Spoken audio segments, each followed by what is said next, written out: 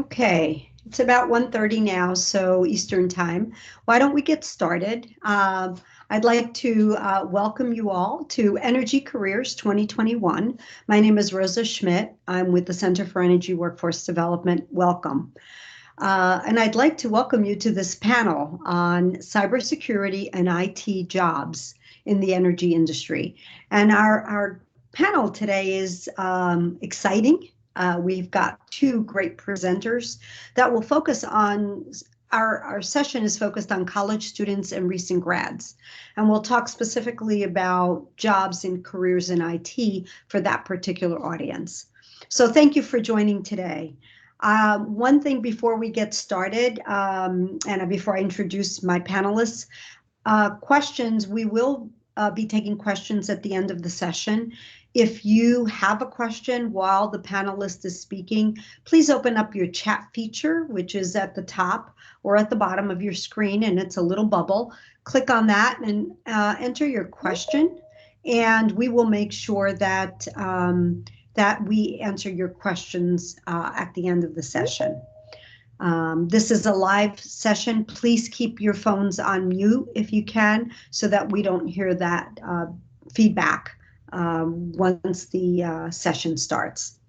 So let's begin. Without further ado, I'd like to introduce my two panelists. So we have Alan Cavadine. He's the manager of cybersecurity at Amran. Amran, thank you for joining us today.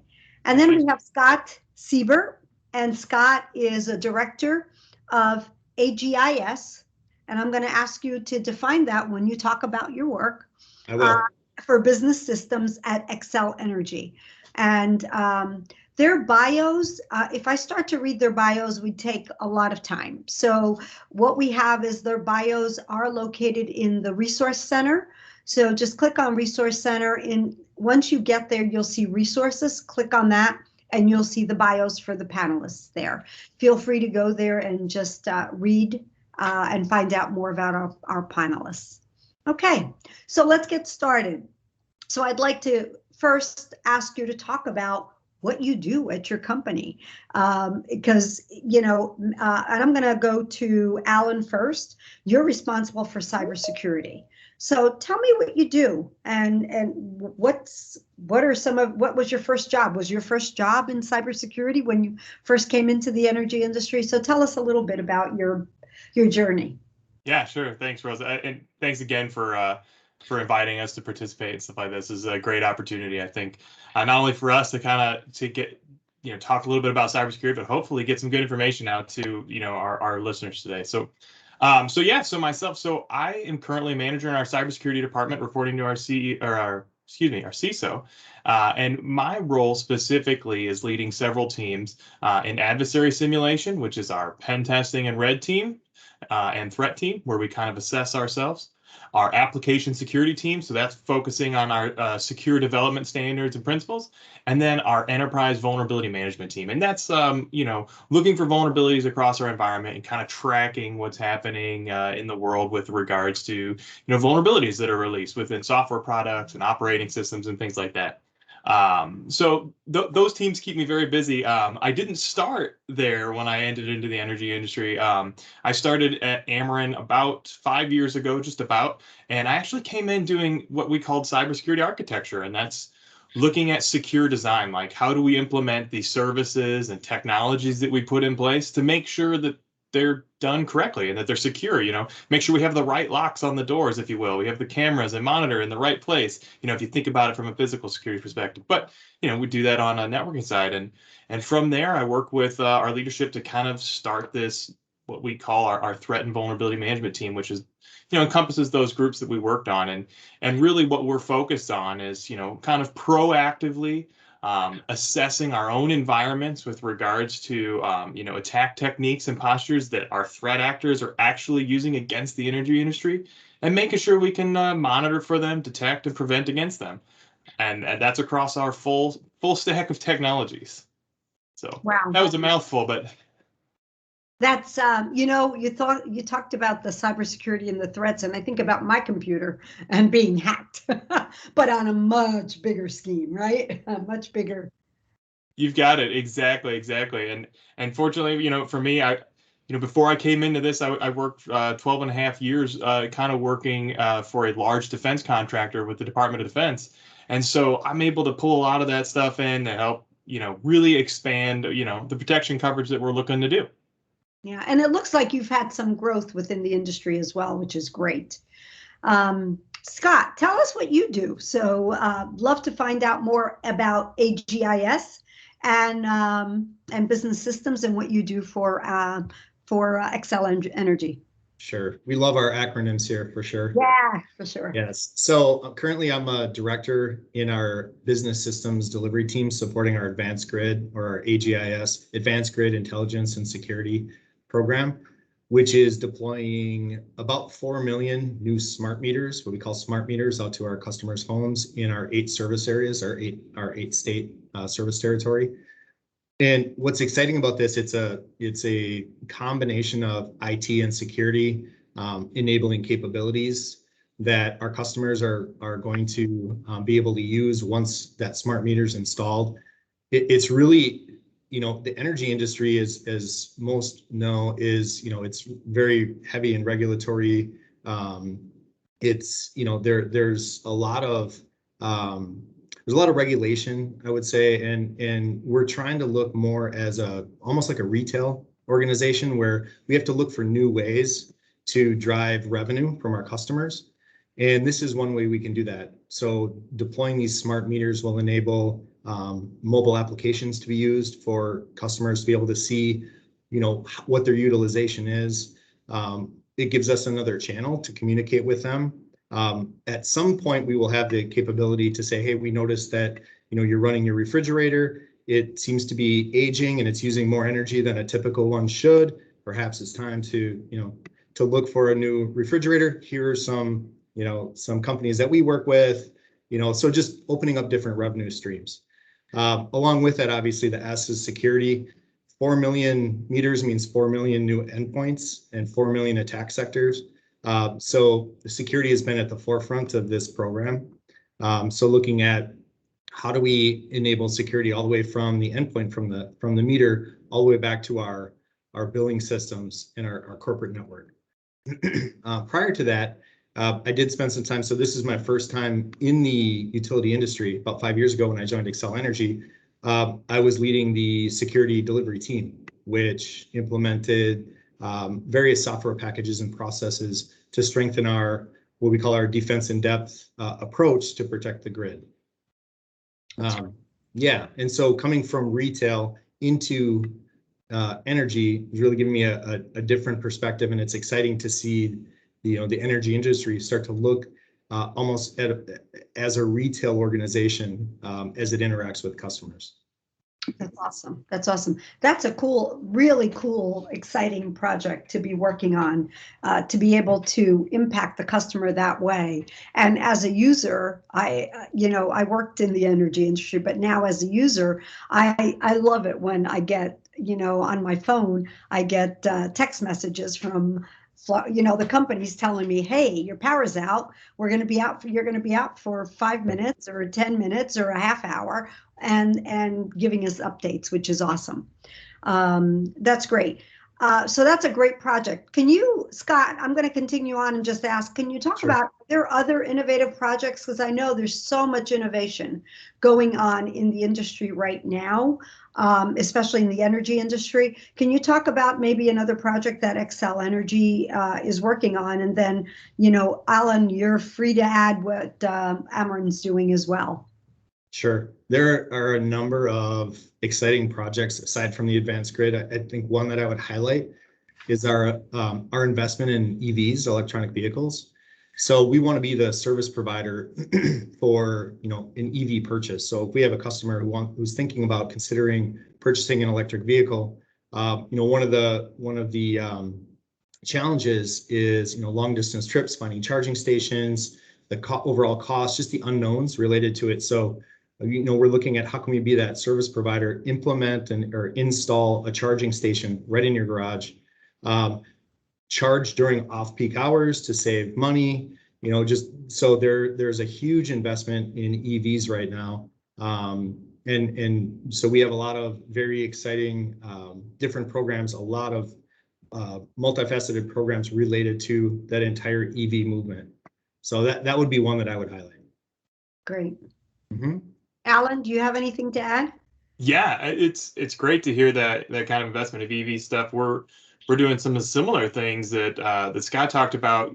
We've got a smart meter program in Illinois. So I should back up. We provide service in Missouri and Illinois, different parts of it. And we have our smart meter program out in Illinois. We're now rolling the same program out into Missouri and partnering closely with some of our manufacturers. So a lot of the similar projects, a lot of similar terminology I hear coming from Scott is definitely something that we're investing in and growing as well.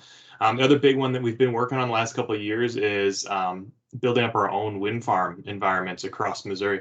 So we have several locations now where we're running, large windmill infrastructures and stuff. And, I think one of the things that Scott said that's really, really kind of a foot stomp to think about there is each of these new environments that we're putting out there is, that's a new endpoint. That's a new device that we need to take consideration for when we think about how are we going to provide security for that? How are we going to make this, safe and secure so that we can continue providing this energy and this feature so people can do their charge their EV vehicles and stuff like that.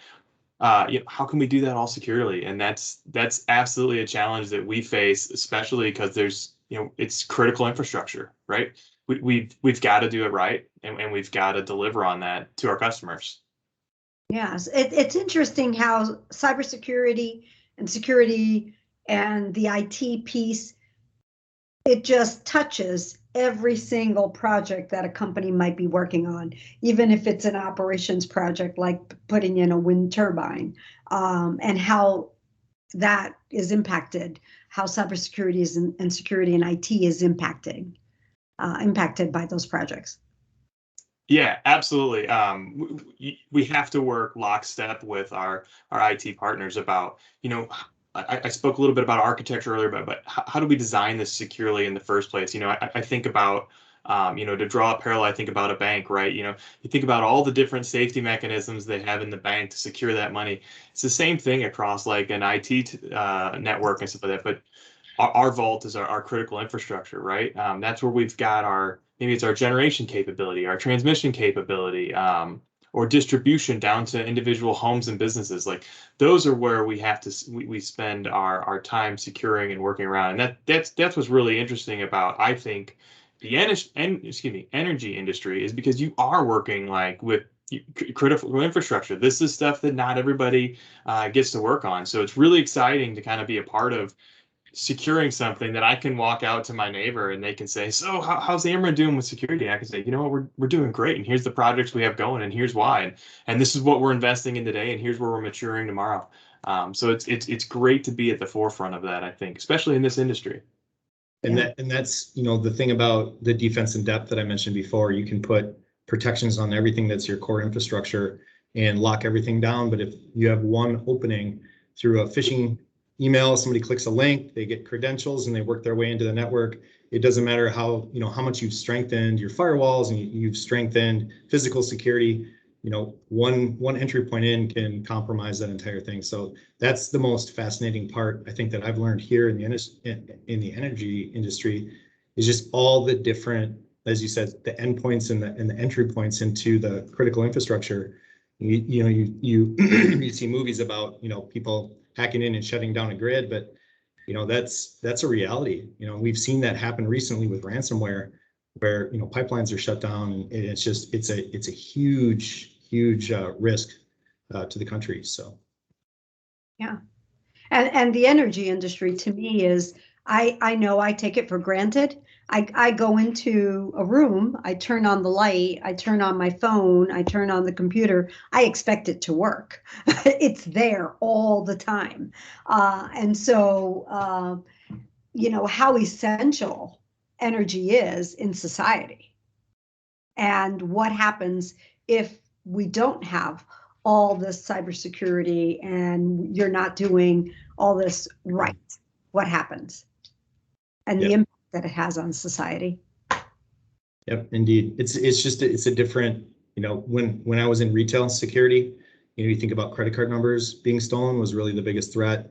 or a secret formula or something that you had. Here you are impacting lives. If energy isn't flowing, that's a life or death situation. So it's a different risk profile. I had someone on another panel who was talking to also talking about cybersecurity, and one of the things she said is, I'm trying to think of the words exactly, but she says that the energy industry is a job with a purpose. That, she did cybersecurity elsewhere, but, the purpose wasn't there. Here, you come here, and there's a purpose. There's a sense of you're impacting the society, because if you do something, you can impact a lot of people. How vital energy is. Yeah. Yeah, that's a great perspective to have about it. Yeah. So I was just wondering, and the diversity of work, and the folks that are on the call here, they're college students, recent grads, and probably interested in, well, what are the different types of jobs I can do? What is the type of the diversity of the work that we can do, both in information technology, in the security and cybersecurity area. So if they're just graduating out of college, they're still in college, but thinking about internships and jobs, what in this space, what is it that you're looking for? What kind of jobs are out there? And what I would also add, what type of degrees are you looking for? Do they have to have a cybersecurity degree or a security degree? What kind of folks are you looking for? So Scott, why don't I start with you, and then Okay. Alan will chime in. So excuse me, I would say that the cool thing about what I've seen here at Excel is you don't have to start out in security to end up in security. And so we do offer internships. We offer, I would say, more entry level sort of operational jobs in our cyber defense center, in our security operations center, our emergency management services. There are a number of different roles that you could take. But again, we also have folks that have started as a programmer, started as a business analyst, started in any number of job families where we offer an internship or an entry level position, and then found their way into security just through relationships, through different projects that they've worked on. You may be a business analyst on a financial system. Lo and behold, you learn about SOX, and you learn about different regulations, and you learn about security threats. You work with the team, and pretty soon, you become a subject matter expert and kind of work your way into that. So, it's what I would say is there are a lot of paths that lead to security. You don't need to start there, but you obviously can. And I also think if you want to start in a security role, we do have those roles available here as well. Okay, great. Alan? Yeah, so Scott hit the nail on the head there. You don't have to start in cyber to get into cyber, and one of the things I think is really interesting when you think about cybersecurity holistically, I think a lot of folks focus on the technical aspects of doing cybersecurity work. There's the operational stuff. There's some of the adversary simulation and assessment attack stuff that some of my teams do. There's our incident responders that are out there, and situational awareness folks that are watching the tech stacks, the stacks of technology we have out there, and saying, hey, here's what's going on, here's what's happening in the environment. And that is of critical importance, of course. But there are other elements to cybersecurity that I think people forget about. There's the whole concept of governance and risk and compliance in some places, right? Where energy is no stranger to that, right? We are regulated industry and stuff like that, where we have to follow and adhere to different standards and stuff. So there are teams that need to come together and put together, what are our policies going to be? What are our standards going to be? What's our risk tolerance there? How are we going to manage risk inside our environment? And those job roles sometimes have skill set needs that aren't necessarily sitting down and watching the firewall logs, right? Like that's a different skill set and a different technology. So I like to tell people, be open to different ideas and paths within cybersecurity. What we do at Ameren is we have a internship and a co-op program as well. We have a 3-month internship over a summer, and then a co-op program that's usually it's and it either starts with your spring semester into summer, or it starts with your summer and then into fall semester.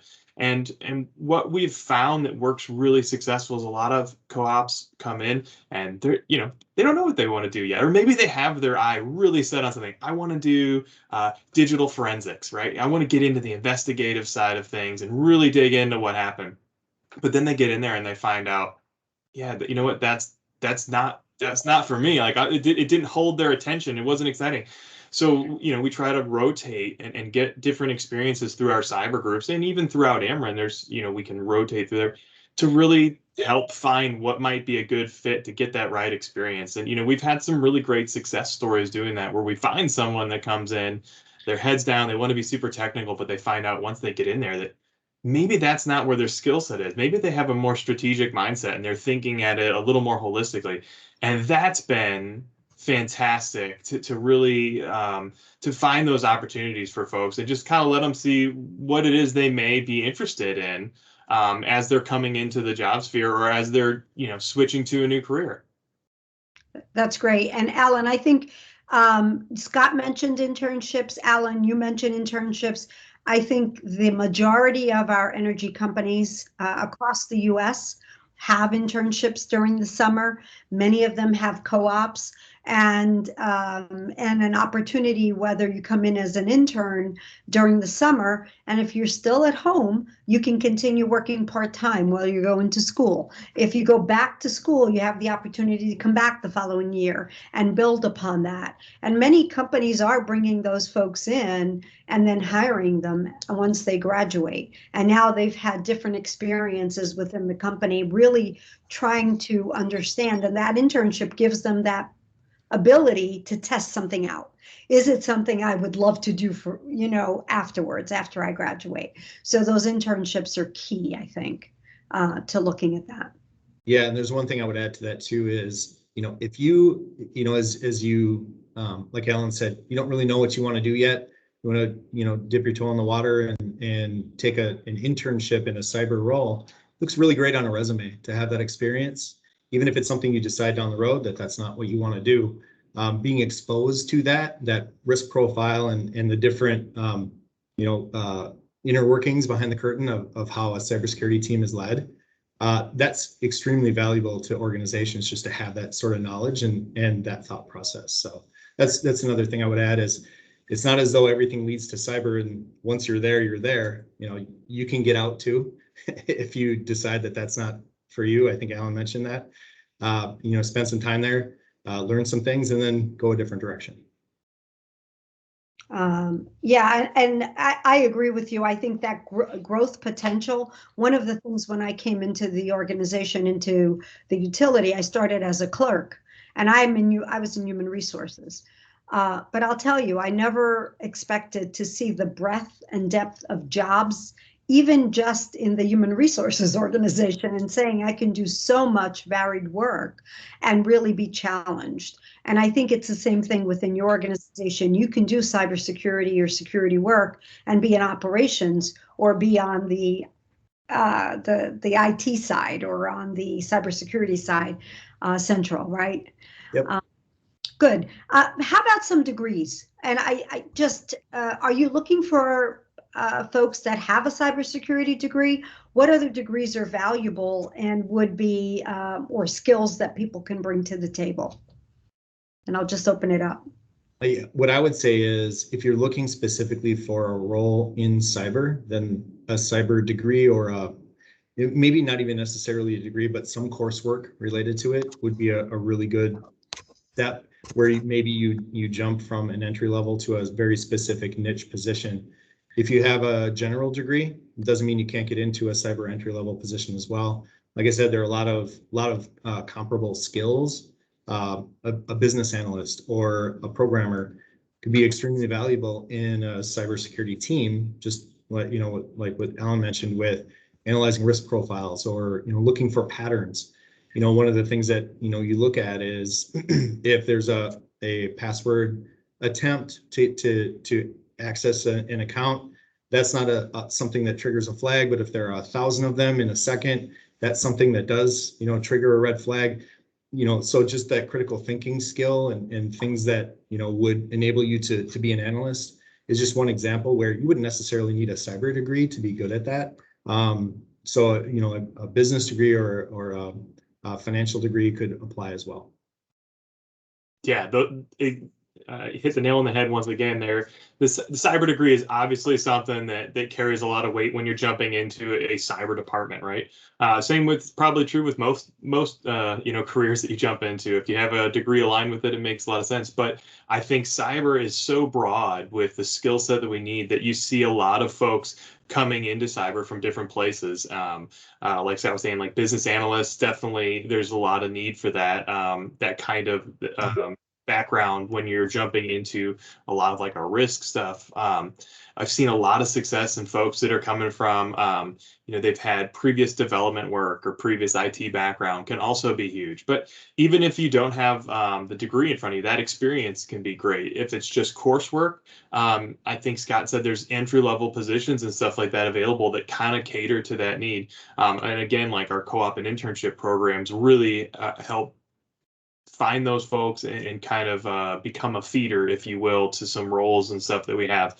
And, we find opportunities, for strong performers, even if it's outside of cyber, right? So we may bring you in a cyber program or something like, but maybe your true interest and passion, are outside. Maybe you want to be in the networking group or something. Those opportunities exist. And I think that's why cyber can be a great feeder for that. And that's why I think it is so broad, the degree landscape that you see once you get into the cyber field. Yeah. So you talked about network. Would you guys be able to talk about some IT in the IT area? What other areas? Because we're talking to college grads. So how about somebody with an engineering degree, or someone who might have an IT degree or taking computer classes? What kind of jobs in that space? Yeah, sure. So specifically with an IT degree, for example, within cyber, I see a lot of folks that come in and they may have a lot of experience with endpoints, right? Working directly with like a user workstation and stuff. So there's a whole field within our group, that's focused just on the host-based security, just those devices. Like, maybe that's our antivirus or, something that's watching the processes are running that are on there. Those are critical. Like, we need to understand that stuff. We also see folks that come with networking backgrounds that are used to programming routers and switches and firewalls and coming in, and maybe they're not doing administration within cyber, but they're helping build the right policy and rule set that we need to see in order to kind of make sure we're doing the right kind of protection. On some folks on my team, when we start talking about adversary simulation, that's where we pretend to be the bad guys and we hack ourselves, right? And we see what isn't maybe there's a gap somewhere, maybe we didn't catch it in monitoring, or maybe we didn't block it. You start to see folks that have kind of this technical background that really like to kind of explore a whole lot of different technologies and really get familiar with them. And I think that's a common trait you find in our industry and across even IT groups, right? Where folks like to learn a lot or a little bit about a lot of different things and then pull it all together and make this the super employee, if you will. It's just got a little bit of everything.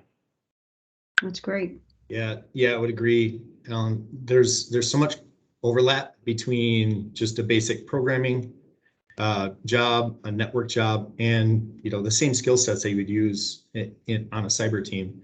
In order to look for cross-site scripting or SQL injection or whatever, to be able to run a penetration test. If you've got that experience programming, you understand more quickly where the entry points are, and there's so much overlap that coming in as a network engineer or a programmer, I'm just listening, or something like that, it definitely applies both ways. There's a ton of overlap. Okay, that's great. And then the opportunities within an organization, and I'm wondering if we can talk a little bit about the growth potential and opportunities within an energy company, because that's one of the things that I find is that you're challenged and you're doing a job, but because energy covers the spectrum, and it's what I find is you can come into an energy company starting in IT or cybersecurity and end up in operations somewhere with the experience that you've gained, and the growth opportunities are just tremendous. You can stay in a company for 20 some odd years and never get bored and always be challenged and do different kinds of work and end up in a different career path. Is that true? Maybe if you have a story or you can share and talk to me about that, talk to some of the audience about that. Yeah, definitely. I think the energy industry as a whole is, I don't want to say it's constant, but it's not going anywhere, right? It's not like it's not a, and maybe Scott, you might have some more experience with this too, but it's not a retail industry that may have cyclical up and down, right? It's not a defense contractor where I came from that may not have defense spending or may not have commercial aviation spending in any given year, right? Where there will be trends and stuff. That energy industry is definitely there, and we have folks on our team that are, they're 35-year veterans of the Ameren company, working in cybersecurity today. They started out, maybe at a power plant, just helping, keep the generation facilities running, work their way up through there, and now find themselves working as directors in our cyber department, right? Because they've got that background of an OT experience. Coming in as an engineer, for example, right? Understanding how those OT appliances work. And when I mean OT, I should really be more specific, like our grid and industrial control systems products, like how those tools work, so that we can design the best security for them. So I absolutely see longevity in the energy sector because of that, especially when you've got like a company that treats you well and and gives you those opportunities to just kind of, like you said, not get bored, jump around, spend 20-30 years easily. Yeah, occasionally we do get a little bored, but not very often. When we're looking at SOX regulations and things like that, just to be honest, not my favorite thing to do. But for the most part, yeah, when I just literally just hired a program manager who had experience with cyber. That was the entry point in, and now she's being redeployed to build a data lake for our metering area. So it's not a security role, but it's related in that she understands data structures, she understands basic project management. She's got that varied skill set. And prior to security, she was supporting our financial services area. So there's a lot of movement within the organization because like I said before, there's so many overlapping skill sets. But having that cyber experience is really a differentiator, I think, because you're exposed to so many areas of the business that you can't help but learn about distribution and transmission and supply and generation. You learn about all the different business areas because you have to. And so that's just an extremely valuable experience that you can, will translate to a lot of different jobs. That's awesome. That's awesome. That's great. So I think as kind of wrapping up in a few minutes, I just wondered if you had, you talked about internships, by the way. So, and both of you have internships, but one piece of advice that you have. So we've got college students and college grads that have a degree. They might be looking for work. What is one piece of advice, or they're still in school and they've got maybe a year or two to go, or maybe more. What's one piece of advice that you have for them? I can go first. Sure. So I would say it's probably twofold. When I was starting my career, if I was looking between Amazon, Google, and Xcel Energy, I wouldn't have probably given Xcel Energy a thought. Oh, it's a utility, energy, boring. But what I would say is just keep an open mind, because once you get, you kind of peel back the layers, there's a ton of exciting things happening within Xcel Energy and within the energy industry. And those skills are translatable to other industries. So I would say, coming out of college, keep an open mind. Don't close down an opportunity simply because it might not look as good on paper, because there's no, there may not be some buzz around it. do your research and, like I said, keep an open mind. And before I go over to Alan, I just want to mention to those that are on the call, in the chat box, there is a link to a LinkedIn networking with folks from the energy industry. Get on there and start to network, start to ask those questions that you have, because even those folks, if they don't have the answer, they'll find the answer for you. But connect and network, just like we're doing here, to find out more and learn more. Alan, what advice do you have? Yeah, I think being open to opportunities is huge. And that kind of pulls a little bit on what Scott was saying too. But even if cyber isn't the first place you land in an energy industry, remember, like, you're still building skill sets that are going to be needed and desired in cyber, right? And be willing to network with people. And I know you hear that a lot, but I think there are a lot of people in the cybersecurity industry that are willing to talk to you and to help give you pointers and guidance. And it may not mean you end up working at their company, but hopefully it helps, get you pointed somewhere. And sometimes there are opportunities that come out. So that's the couple things I usually say is be flexible and open to different ideas. If you come in wanting to be a forensic investigator, hey, maybe you might find that governance, risk, and compliance is really where your strategy or your mindset is.